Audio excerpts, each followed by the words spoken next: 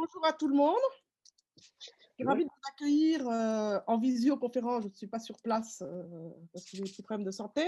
À ce nouveau mardi de Géopragma, qui est consacré à un vaste sujet qui est la victimologie, qui c'est une nouvelle discipline de la politique, la politique et nous allons profiter. Oh, excusez-moi, mais alors comme j'ai des trucs dans la gorge, nous allons profiter pour parler évidemment du wokisme et de la guerre de la mémoire. Alors, je vais commencer par une citation de Gérard Chagnan. La capacité des anciennes victimes à devenir bourreaux laisse bien augurer de l'avenir de l'espèce. Voilà, donc nous avons deux invités qui sont tous les deux membres de Géopragma. Pierre Conessa, que je crois que tout le monde connaît, mais que je vais représenter, qui est spécialiste des questions stratégiques internationales et en particulier militaires, et il a pratiqué ces questions-là pendant 20 ans dans les différents services du ministère de la Défense. Et il est l'auteur de pas mal d'ouvrages, dont Le mécanisme du chaos, bouchisme, prolifération et terrorisme, La fabrication de l'ennemi, que je peux même vous montrer là, voilà, La fabrication de l'ennemi. Comment tuer la conscience pour soi, Le lobby saoudien en France, Dr Saoud et Mr Djihad, Avec Dieu on ne discute pas, Le guide du petit djihadiste, et puis j'en oublie d'autres, La stratégie du déclin, et bon, je laisserai Pierre continuer, parce qu'il y en a pas mal. Voilà. Et donc, nous avons également Gérard Chenel, qui est agrégé d'histoire, et qui a mené à Hong Kong, en Chine, au Laos, aux Philippines, à Taïwan et dans le Pacifique, une carrière diplomatique de haut niveau. Lui aussi a écrit des livres et il rencontre de sa carrière notamment dans un livre qui est vraiment passionnant et très drôle, qui est Ambassadeur, vas-tu savoir faire, que je vous recommande et que d'ailleurs que j'ai là. Voilà, on fait de la publicité en même temps. Et un deuxième livre qui sont les relations franco-philippines, le 60e anniversaire. Voilà, donc je crois que nous allons commencer directement. Vous allez avoir, qu'est-ce qu'on peut dire, 20 minutes chacun peut-être. Philippe, est-ce que tu penses que 20 minutes, on va rester un peu dans les… Je laisse évidemment l'honneur du choix à nos invités. Oui, d'accord, bon, voilà. Bah, écoute, alors Pierre, on te donne la parole en premier. Tu as en gros 20 minutes. Si tu veux faire un peu plus, un peu moins. Voilà. Ok. On va nous parler de victimologie. Bon, bonjour à tous. Donc, ce sujet, je l'ai intitulé La victimologie, champ de sciences politiques ou argumentaire polémique. Bon, on voit pourquoi ça, parce que effectivement, dans la vague du wokisme et de la cancel culture, on se retrouve avec des gens qui tous argumentent de leur bon droit parce qu'ils se disent avoir été victimes. Bon, je ne vous fais pas l'intitulé des LGBTQI, etc., puisque effectivement, chacun de ceux-là a un discours victimaire. On pourra s'amuser tout à l'heure à le démonter, mais c'est devenu donc un processus de légitimation politique que de revendiquer un statut de victime. Alors, dans cette histoire longue qui est celle de l'histoire de l'humanité, la première époque et celle qu'on a vécue le plus longtemps, c'est quand même la glorification du bourreau et le dédain absolu des victimes. C'est-à-dire que, je ne vais pas faire toute l'histoire de la civilisation, mais si on ne prend que le XXe siècle, il y a eu trois sortes de massacres qui, effectivement, à chaque fois étaient tout à fait légitimés aux yeux du bourreau. Il y a eu des massacres d'extermination. Bon, le plus méconnu et celui que je trouve le plus cocasse, c'est quand même le massacre des Indiens d'Amérique du Nord, pour lequel les Américains ont réussi à faire une épopée cinématographique. C'est-à-dire que Hollywood a tué beaucoup plus d'Indiens que les guerres indiennes, mais c'est-à-dire que c'était constitutif de l'identité américaine que de massacrer de l'Indien. Il y a eu 2700 westerns, donc vous imaginez bien qu'effectivement, dans cette vague-là, l'Indien a rarement un beau rôle. Mais il n'y a pas que cela, hein, il y en a plein d'autres, effectivement, qui sont les Indiens d'Amérique du Sud, etc. Mais ça, tout ça, c'est des massacres d'extermination. Le XXe siècle commence avec un massacre, qui est le massacre des Herero et des Namas dans le sud-est africain à l'époque allemand. Et déjà, on trouve des personnages extrêmement intéressants parce que on va trouver d'abord le père Göring, le père de Hermann, hein, qui effectivement est le gouverneur général et qui disait de massacrer tous les Herero et les Namas, qu'ils soient armés ou pas armés, mais qui sont dans une zone où ils ne devraient pas être, puisque ça devait être un peuplement blanc. Et il y avait également un type qui s'appelait Eugène Fischer, qui a été le patron de Mengele, et qui s'était déjà à ce moment-là livré à des expériences sur des noirs pour voir si effectivement ils résistaient à l'eau chaude, à l'eau froide, enfin tout ce qu'on peut imaginer. Donc c'est assez étonnant de penser que déjà au début du XXe, l'Allemagne vient à peine de reconnaître en 2021 ce massacre, et donc envisage d'indemniser une partie des victimes, mais comme 90% des héros ont été exterminés, c'est vrai qu'il ne reste plus grand monde. Ensuite, deuxième épisode célèbre, c'est évidemment le génocide des Arméniens qui présente deux caractéristiques. Pardon. On connaît le déroulé, hein, il n'y a pas de problème, c'était le massacre effectivement des Arméniens dans le contexte de la guerre 14-18. Et simplement, en termes de prise en compte du phénomène, il y a déjà un premier problème, c'est qu'il va y avoir une espèce de procès contre les bourreaux. C'est-à-dire, évidemment, les vainqueurs en démantelant l'Empire ottoman vont en profiter pour condamner les héros turcs de ce génocide. Et c'est vrai que Talat Pacha va être considéré encore aujourd'hui comme un héros. C'est-à-dire qu'on considère que les Turcs ne considèrent pas que le génocide exclut sa carrière militaire. Et deuxième caractéristique, évidemment, c'est que le massacre des Arméniens va créer un flux de départ, dont une grande partie va venir en France, et donc va commencer à apparaître le phénomène des diasporas, c'est-à-dire d'identités qui sont justement marquées par leur passé victimaire et qui vont ensuite essayer de jouer dans le pays d'accueil pour remémorer, faire obtenir la reconnaissance, etc. Donc ça commence avec le génocide arménien. Ensuite, il y a une deuxième catégorie de génocide qui sont les famines, qui ont été gérés par les colonisateurs en particulier comme des moyens de soumettre la population, voire de les exterminer. Et ces famines génocidaires, ce qui est intéressant, c'est que souvent elles sont justifiées par une ambition politique plus vaste. C'est-à-dire, par exemple, quand il y a l'Holodomor en Ukraine, c'est une famine qui est provoquée par le fait qu'il faut construire le socialisme, c'est-à-dire que la captation des bénéfices agricoles va servir à industrialiser. Donc la cause est censée, la justification de l'extermination est censée être justifiée par une ambition plus grande, ou l'extermination des Juifs pour la construction du nazisme, etc. Donc, il y a des grandes famines qu'on ignore. Par exemple, la grande famine en 44-45 au Vietnam, qui est consécutive à l'occupation japonaise, c'est quand même entre 400 000 et 2 millions de morts quand même. Donc, on est dans des chiffres très élevés, mais effectivement qui sont peu connus, pour une raison qu'on verra par la suite. Et même en Inde, il y a eu des famines qui ont été parfois organisées pour approvisionner l'armée britannique, et il y a eu entre 12 et 29 millions d'Indiens qui sont morts de faim dans l'Inde coloniale.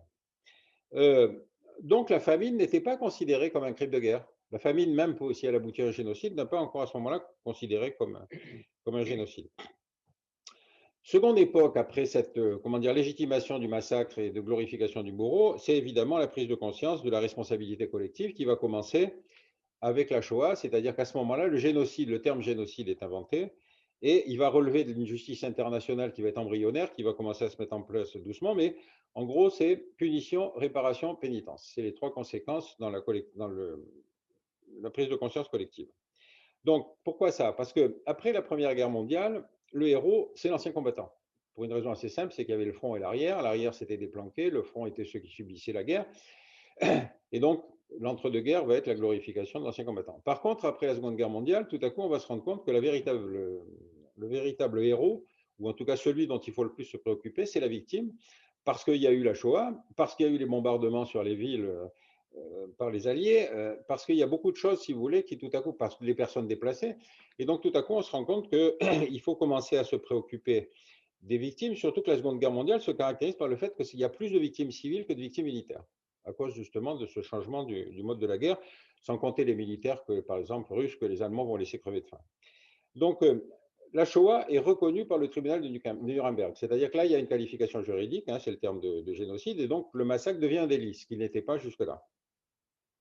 Et évidemment, la création d'Israël ouvre un droit à réparation, et à partir de ce moment-là, le terme de génocide va effectivement entrer dans le droit international, et on va le ressortir un peu à toutes les occasions. BHL aime beaucoup le génocide, hein, il ne menace que de génocide à chaque fois qu'il revient d'une zone de conflit. Et donc, la création du tribunal pénal international, du tribunal de Nuremberg, évidemment, va créer un précédent. Mais ce qui va poser problème, ça va être le tribunal de Tokyo. Parce que le tribunal de Tokyo, qui était censé punir les Japonais, admet autour de la table un juge indien. Les Indiens disant, mais nous aussi, on a combattu contre les Japonais, donc il nous faut un juge. Et ce juge, qui s'appelle le juge Pal, fait remarquer qu'il ne comprend pas bien pourquoi on condamne les Japonais pour la guerre d'agression et la conquête, puisque autour de la table sont des représentants de la puissance coloniale. Donc, il va foutre une merde assez extraordinaire, ce type, parce que tout à coup, il va poser la question de fond, c'est-à-dire, c'est pas seulement parce qu'on est victime qu'on a le droit de juger le vaincu, il faut aussi avoir une bonne cause morale. Et donc, deuxième remarque de juriste qui dit, mais finalement, vous êtes en train de condamner les Japonais pour une législation qui est postérieure à l'acte, puisqu'évidemment, tout ça, c'est ce qui va être formalisé par Nuremberg, mais qui va tenter d'être appliqué sur le tribunal de Tokyo. Et donc, sa remarque est d'autant plus légitime que, notamment en Asie, il va y avoir immédiatement rétablissement de l'ordre impérial. C'est-à-dire que les Français vont reprendre l'Indochine, les Anglais vont réinstaller leurs colonies, etc., etc. Et en fait, le jour même de l'armistice, par exemple en Algérie, il y a des émeutes à Sétif et à Guelma, c'est-à-dire des gens qui vont réclamer l'indépendance. Et en fait, il va y avoir une répression qui va faire à peu près une quarantaine de milliers de morts, puis ensuite ça va être à Madagascar, puis ensuite ça va être à Haiphong, ensuite ça va être en Côte d'Ivoire, ensuite on va avoir à Casablanca. Et donc la guerre de décolonisation marque le fait que ce qu'on appelait le fardeau de l'homme blanc pour expliquer la colonisation devient le sanglot de l'homme blanc. La formule de Bruckner, je la trouve assez juste. Alors, troisième époque, c'est celle qu'on vit aujourd'hui, c'est la multiplication des revendications géopolitiques et sociétales. Le système étant devenu finalement, ayant montré son efficacité, on va avoir aujourd'hui des revendications de démarches victimaires sur le plan géopolitique. C'est très intéressant puisque aujourd'hui, par exemple, vous avez plein d'identités qui vont se constituer en disant nous aussi nous avons été victimes et nous aussi nous avons nous avons été massacrés avant les Juifs. Donc nous avons droit à une indemnisation ou à une prise en compte supérieure à celle qui a été celle des Juifs. Les champions en la matière, c'est le CRAN, vous savez, des associations représentatives noires de France, qui en fait ont voulu, en fait, pour piéger les Juifs, dire que oui, mais les Juifs aussi avaient été esclavagistes. Vous voyez, c'est une manière quand même de montrer que son génocide à soi, c'est quand même plus important que de l'autre. En fait, le problème, c'est que le code noir de Colbert, il interdisait aux Juifs de trafiquer les esclaves. Donc, vous voyez, tu vois comment les types construisent un discours victimaire, un discours de l'accusation, un discours concurrentiel, sans avoir aucune construction historique, sans avoir aucune recherche historique. Donc, le processus, ça va être d'abord un positionnement chronologique. C'est-à-dire, il faut qu'il y ait un acte de départ, parce que si on remonte dans l'histoire de l'humanité, les massacres des uns sur les autres, si vous voulez, ne sont pas suffisants pour arriver à construire un bon discours. Donc le point de départ, c'est évidemment à quel moment est-ce qu'on considère que le massacre majeur est celui constitutif d'une identité. La deuxième chose, c'est la construction d'un récit monologique, c'est-à-dire qu'il faut un récit qui effectivement montre que la vérité, c'est celle que l'association dit. Bon. Alors par exemple, il s'est passé un truc très très intéressant avec un historien qui s'appelle Pétré Grenouillot, qui a écrit un ouvrage remarquable sur les traites négrières. Et en fait, il traite de le commerce triangulaire, des traites intra-africaines et des traites sur la côte Est. Bon. Et deux épisodes très caractéristiques. Taubira, quand elle fait la loi sur l'esclavage comme crime contre l'humanité, elle exclut explicitement le commerce intra-africain et le commerce de la côte Est, en expliquant que les jeunes musulmans sont déjà suffisamment stigmatisés, donc il ne faut pas aggraver leur situation. Dans le genre faux cul, on fait très très fort quand même avec Mme Taubira. Et donc, le autre épisode très intéressant, le CRAN. Alors, le CRAN un jour va attaquer Pétré Grenouillot en négationnisme. Parce que Pétré Grenouillot expliquait une chose qui est du bon sens, il disait, mais en fait, l'esclavage n'est pas un génocide, parce qu'évidemment, le trafiquant d'esclaves, s'il massacre tous ses esclaves, son commerce ne marche plus. Donc ça ne peut pas être considéré comme un génocide. Mais le fait qu'il ait dit ça a suffi pour que le CRAN, encore une fois, les associations nord de France, lui fassent un procès. Et il y a eu une telle levée de bouclier d'historiens en disant, écoutez, arrêtez de nous emmerder sur ces histoires, c'est évident qu'il a raison. Et donc, ils ont été obligés de retirer leur procès. Autre épisode cocasse, le CRAN attaque Pierre-Antoine Seyer, l'ancien patron des patrons, en expliquant qu'un de ses ancêtres avait affrété des bateaux pour faire du trafic d'esclaves. C'est-à-dire qu'on essaye d'introduire dans le droit pénal l'idée qu'on est responsable de ce qu'ont fait ses ancêtres. Bon, lui, ça devait être ses arrière-grands-parents. Donc évidemment, on est sur un domaine où, tu vois, l'intérêt de la victimologie, c'est qu'on va se construire une légitimité, éventuellement à coup de procès qui ont peu de chances de marcher, mais qui vont essayer d'ouvrir le droit à une réparation.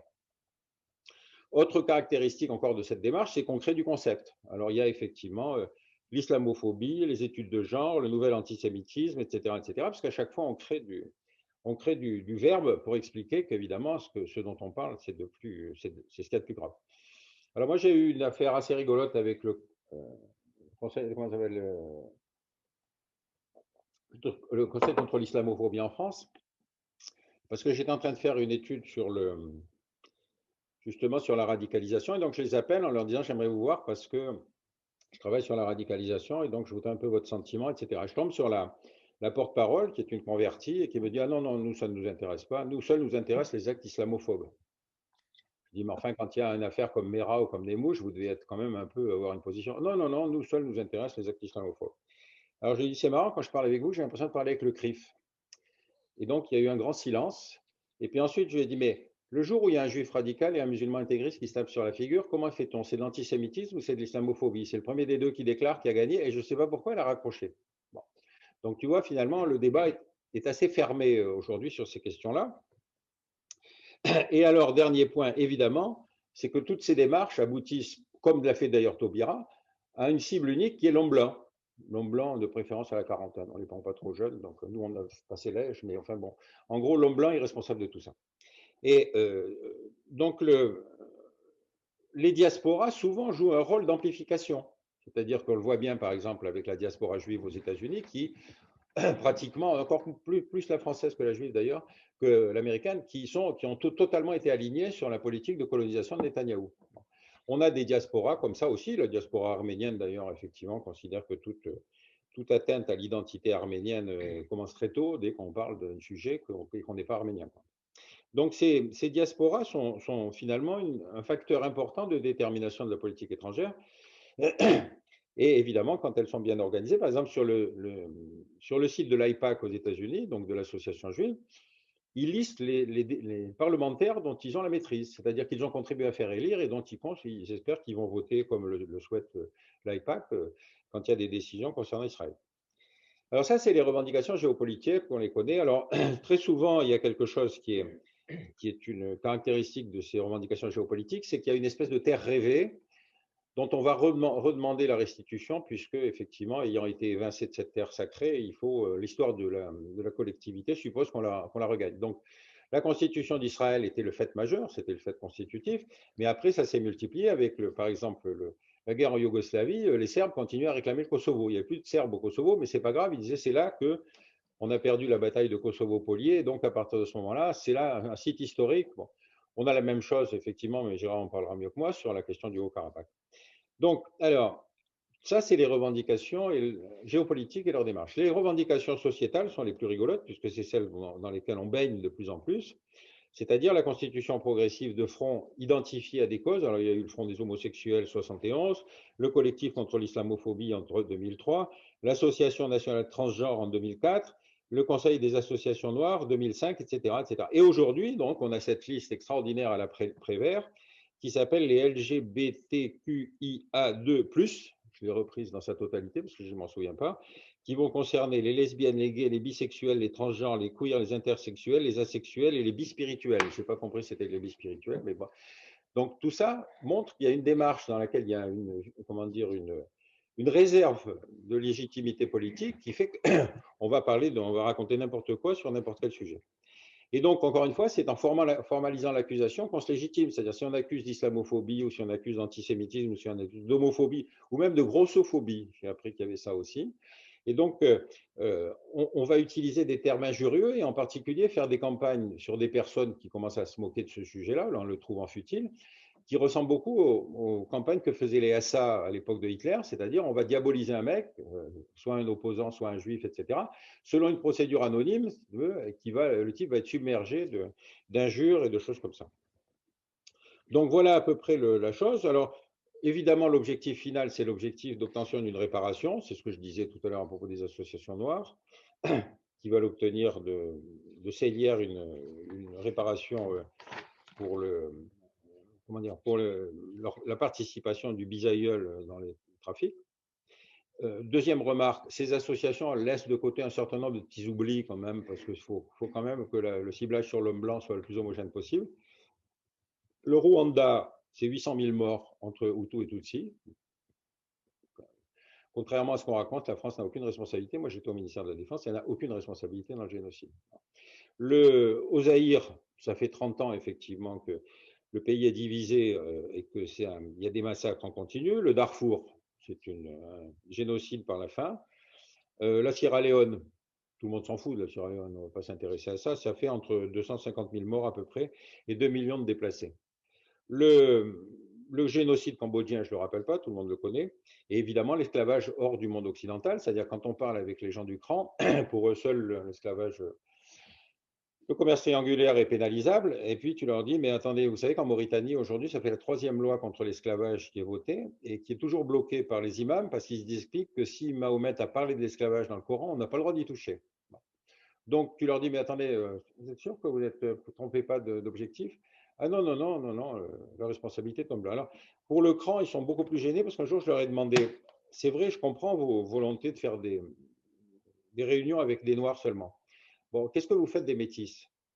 Vous les laissez dans l'antichambre ou vous les faites rentrer? Comment faites? Et là, si tu veux, je ne sais pas pourquoi on n'est pas restés bons amis. Donc, si tu veux, ces offensives victimaires sont devenues un processus politique. Sont devenues un processus politique, même sur les sujets les plus futiles qui soient. Par exemple, l'autre fois, j'ai été invité à un débat parce que Macron allait rencontrer Orban. J'étais assis en face d'un mec qui devait être un des LGBTQ, quelque chose, etc., et qui disait, mais regardez comment Orban traite alors je ne sais plus laquelle des lettres, mais enfin, en tout cas, il traitait tout le monde très mal. Et je disais, mais vous savez, quand la Hongrie est rentrée dans l'Union européenne, personne ne parlait des transgenres. En plus, comment voulez-vous qu'on…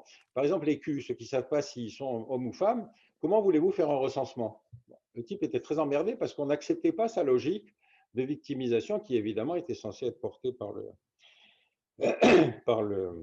comment dire, par la légitimité, la justesse de la position qui était, selon lui, absolument indubitable. Alors, j'en termine sur un point, c'est que ces associations ne visent pas l'élection. C'est-à-dire qu'ils ne veulent pas de représentativité politique. Ce qu'ils veulent, c'est accéder aux médias. Parce qu'encore une fois, rien ne dit qu'ils y seraient élus. On le ferait avec la Corse. Aujourd'hui, on ferait un référendum sur l'indépendance. C'est sûr que les Corses voteraient contre. Ils ne sont pas idiots, ils savent très bien. Mais tu vois, c'est l'idée, c'est que la légitimité de l'action violente, de l'action médiatique donne une espèce de statut. Et encore une fois, on ne souhaite pas passer par les urnes. Donc voilà les éléments importants que je voulais évoquer. Parfait. Merci Pierre. Gérard, est-ce que… Ah, ben, tu n'as pas tout dit, hein. Qu'est-ce que je peux rajouter? Avant qu'on ouvre, on va peut-être pas faire les questions en même temps, non. Prends la Alors, parole. je vais rajouter des petits souvenirs personnels, des choses comme ça. Bon, moi, je ne suis pas un intellectuel comme Pierre, mais Mais quelques massacres. j'ai été, oui, quelques massacres. J'ai été 35 ans dans la diplomatie et j'ai vu pas mal de victimes quand même passer. Dès mon premier poste, d'ailleurs, ça n'a pas traîné puisqu'on m'a nommé à Hong Kong en 76. Et là, il y avait les boat people qui arrivaient du Vietnam. Pas toujours en bonne forme. Et puis, il y avait aussi, on en parle moins, les Chinois du continent qui arrivaient à Hong Kong, soit à pied, soit à la nage, quelquefois, quand ils n'étaient pas mangés par les requins. Et quand ils arrivaient par voie terrestre, c'était souvent par train, mais ils ne restaient pas longtemps parce que les Anglais faisaient faire demi-tour et ils repartaient immédiatement en Chine continentale. Donc ça, c'était ma première expérience de victime. J'en ai eu pas mal après, puisque j'ai dû m'occuper du Cambodge. J'ai participé avec le directeur d'asile à l'époque, Claude Martin, à la préparation de la conférence de Paris qui a essayé de rétablir la paix au Cambodge. Là aussi, j'ai vu pas mal de victimes et surtout j'ai vu des bourreaux puisqu'on a été malheureusement obligé de discuter avec les Khmers rouges. Si on voulait avoir un règlement complet, il fallait bien les associer au règlement. Bon, voilà pour mes souvenirs personnels. Je suis aussi, comme l'a rappelé notre présidente, agrégé d'histoire. Et maintenant que je suis à la retraite, je m'intéresse plus à l'histoire qu'à la vie contemporaine. Donc j'ai remonté un petit peu dans le temps. Je ne vais peut-être pas remonter jusqu'à Néandertal, encore qu'on pourrait dire que l'homme de Néandertal a peut-être été victime de l'arrivée des Cro-Magnons, mais enfin ça, c'était pas volontaire de la part des Cro-Magnons. Non, on peut remonter par contre aux Gaulois, parce que quand même, la civilisation gauloise a été victime de l'arrivée des Romains. Euh, euh, les Gaulois n'ont pas été massacrés, sauf ceux qui étaient au mauvais moment à Alésia, mais ils ont dû en passer par les fourches codines, c'est le cas de le dire, puisqu'ils ont dû accepter la culture romaine s'ils voulaient s'en sortir. Donc ils ont dû accepter une quasi-totale acculturation. Et il ne reste pas grand-chose du gaulois, malgré les populations celtes que nous avons en Bretagne. J'ai apporté un livre j'en profite pour faire la pub, je n'ai aucun intérêt là-dedans, Les mots immigrés d'Éric Orsena et Bernard Certiglini, parce que justement, on parle de ça, on parle des Gaulois. On remonte dans le temps et les gens croient que tous ces mots qu'on utilise maintenant en France, ils sont d'origine étrangère. Le vrai français, c'est ce qui nous vient des Gaulois. Alors, ces gens-là qui sont des grands savants, Certiglini est un des plus grands connaisseurs de la langue française, ont cherché, on a peut-être une dizaine de mots gaulois, hein, c'est tout ce qui nous reste. Hein. Après, c'est des mots mélangés avec du latin, alors du latin de cuisine ou du latin intellectuel. Enfin, je dévie un petit peu du sujet principal, mais les Gaulois se sont sortis de la menace romaine sans être sortis du statut de victime, puisqu'ils ont dû accepter ce qu'on leur imposait. Parmi les très beaux massacres de l'histoire, il y en a un dont tu n'as pas parlé, tu as parlé beaucoup de massacres, mais tu n'as pas parlé de Tamerlan. Alors celui-là, il est quand même pas mal. C'était au XIVe siècle. Quand il prenait une ville, il massacrait absolument tout le monde. On ne sait pas exactement quelle était la population des villes, donc on ne sait pas exactement combien il y a eu de morts. La fourchette est très large, mais la fourchette basse, c'est 1 million, la fourchette haute, c'est 17 millions de victimes. Quand il a pris Delhi, il a tué absolument tout le monde. Bon, dans ce cas-là, les victimes n'ont pas tellement pu demander de compensation, il restait personne. Il y a le cas des victimes qui disparaissent totalement. Et donc, voilà, la problématique s'arrête là. Un cas plus compliqué, et qui porte le nom de massacre, le massacre de la Saint-Barthélemy. C'est plus compliqué parce que celui qui s'en est sorti à peu près, Henri IV, il s'en est sorti en changeant de religion, tout en protégeant ceux qui étaient ses coreligionnaires d'avant. Revoyez ce film magnifique, La Reine Margot, on voit qu'il a échappé d'extrême justesse au massacre de la Saint-Barthélemy. Donc il y avait une manière de se sortir qui était encore, comme les Gaulois ont accepté la langue romaine, il fallait accepter la religion dominante. Mais ce n'est pas véritablement satisfaisant pour les victimes, c'est le moins qu'on puisse dire. Les Indiens d'Amérique du Nord, tu en as parlé. Tu n'as pas dit que tu avais écrit un livre sur les westerns. Le cinéma américain. C'est intéressant quand même, parce qu'effectivement, les Indiens sont de toute évidence victimes, des victimes magnifiques, mais dans les films, 98% des films, ce sont des très méchants. Et c'est des sauvages, parce qu'ils sont la plupart du temps à poil. Des sauvages, et les Américains très gentils les tuent, ils ont bien raison, parce que c'est des méchants. Il faut les tuer. Alors, il y a un autre cas très intéressant, c'est celui des Zoulous. Pour parler de cinéma, des westerns, il y a eu 2 films faits sur le massacre des Zoulous. Un film qui s'appelle Zoulou, donc on ne peut pas oublier le titre. Un autre s'appelle L'Ultime Attaque. C'est assez intéressant. On voit le conquérant anglais, britannique, mettons, arrogant, comme il se doit, sans précaution, prendre une raclée inimaginable à la bataille de Isandlwana. C'était en janvier 1879. Il y avait une armée anglaise qui était bien équipée, 1700 hommes. 1300 ont été tués par des Zoulous qui, en face, avaient des saguets. Voilà. Donc ça, on peut dire que c'est une victime qui s'est bien défendue, mais c'est quand même une victime parce que quelques mois après, les Anglais n'étaient pas du tout contents d'avoir été autant massacrés et donc ils ont pris les moyens de prendre leur revanche en juillet 1879, à la bataille de Ulundi, eh bien, ils ont tué tous les Zoulous qui étaient là pendant 2 jours. Ils ont tué tous les blessés et survivants. Mais c'était bien parce que les Zoulous, c'était les méchants. Les Anglais sont les gentils. C'est comme ça qu'on pensait à l'époque. Le Cambodge, est-ce que j'en dis un mot? Peut-être, parce que, comme je le disais, j'ai été associé de près pendant des années au règlement de la question. Je connaissais bien toutes les parties. Bon, le règlement a été un peu compliqué puisqu'on a associé l'eau et le feu, on a mis ensemble les cyanokistes et les pro-vietnamiens de Hun Sen.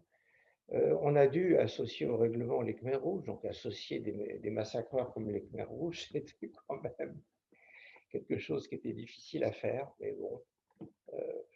Quand les négociateurs arrivaient à l'aéroport, on allait les saluer.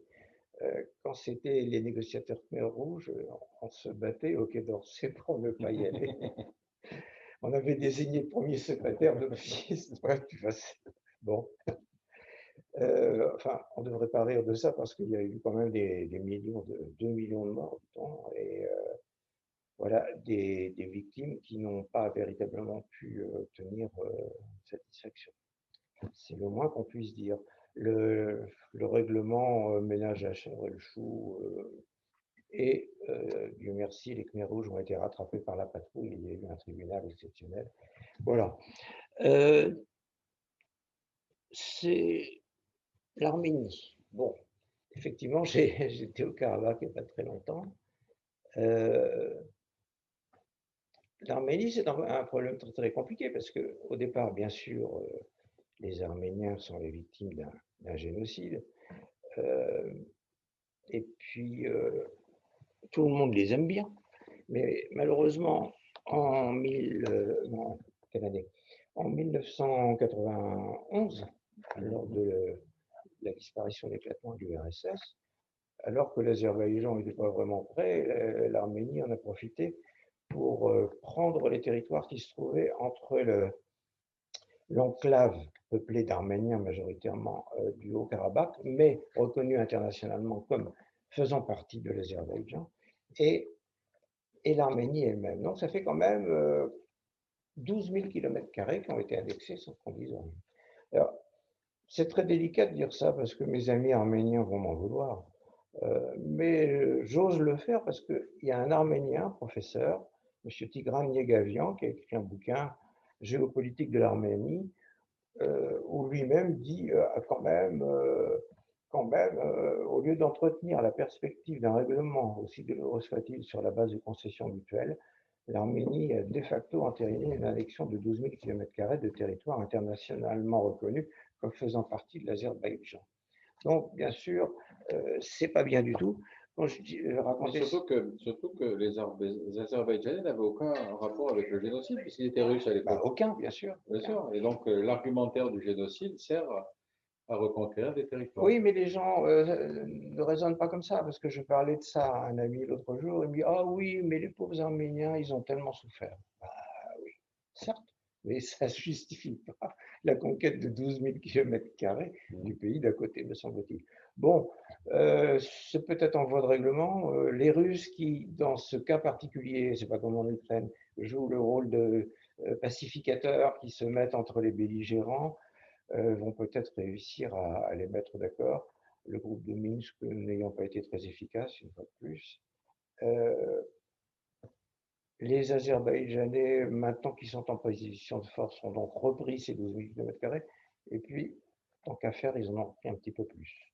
Donc, on peut renvoyer dos à dos ces belligérants. Enfin, c'est triste, mais c'est une illustration de la victimisation qui débouche sur une injustice qui elle-même ne va plus être une injustice. Voilà. Je crois qu'il vaut mieux que je m'arrête là. Wok, tu as parlé du wok. Moi, j'aime bien ce mot-là. Ça me fait penser à l'ustensile de cuisine chinois, le wok, espèce de chapeau chinois renversé. C'est bien pour la cuisine. On met des tas de choses dedans, puis il en sort généralement quelque chose de bon, un peu gras peut-être. Le woke dont nous parlons, c'est un peu ça, c'est quelque chose de mélangé et un peu gras aussi. Mais ça vient pas du tout du même mot, ça vient de awake, c'est prétérit de awake.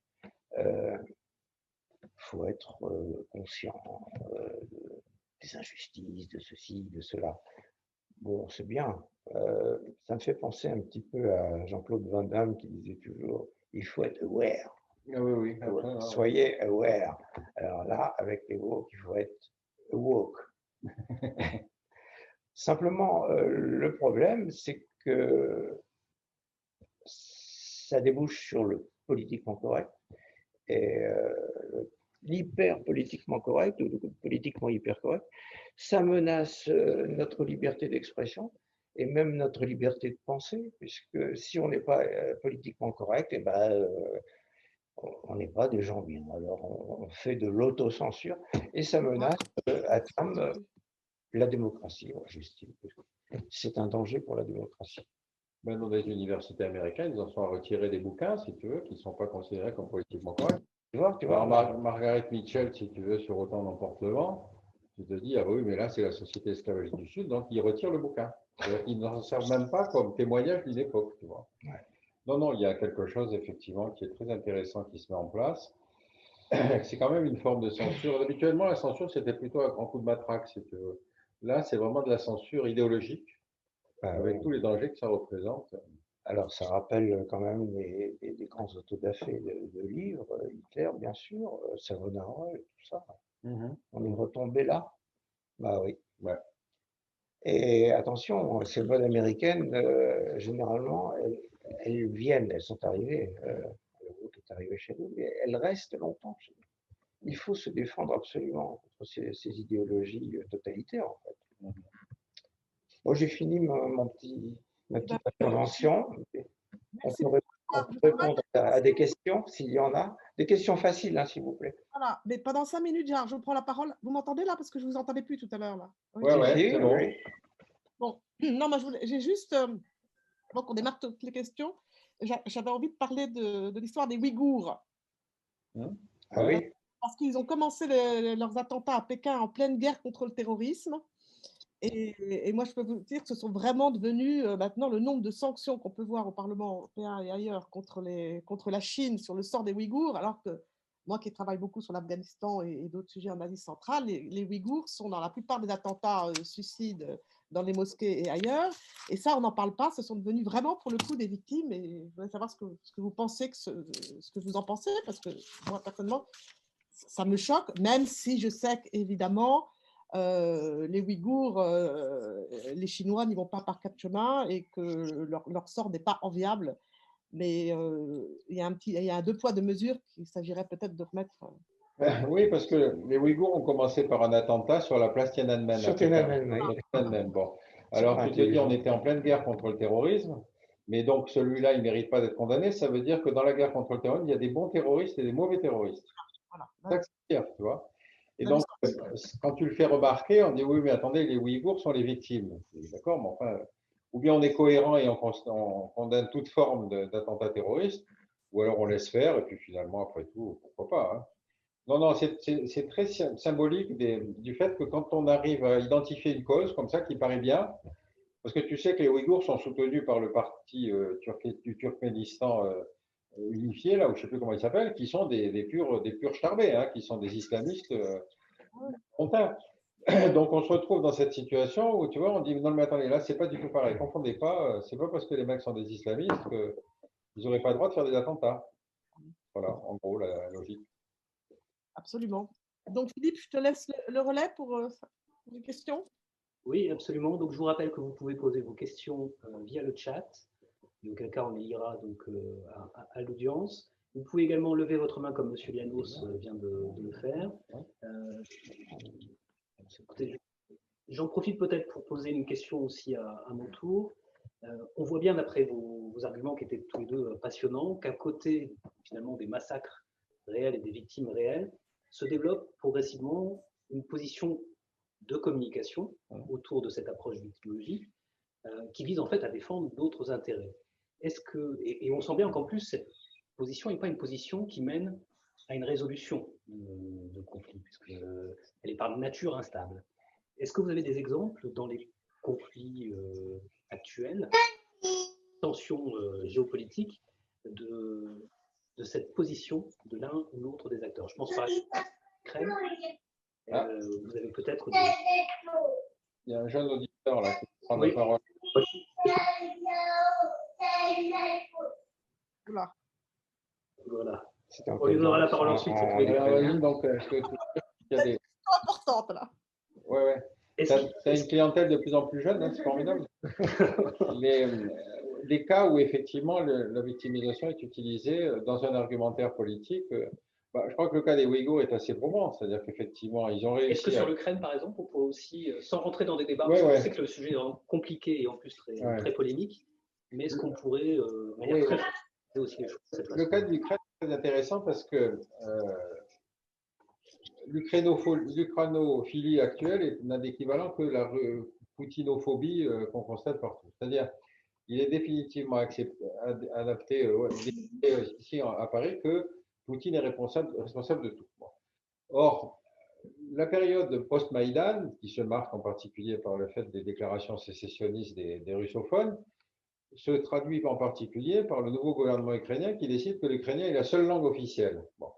Or, il y a 30% de russophones en Ukraine, et puis rappelez-vous que quand même, c'était une époque où, à l'époque du RSS, quand un Russe épousait une Ukrainienne, il pouvait vivre indifféremment en Ukraine ou en Russie.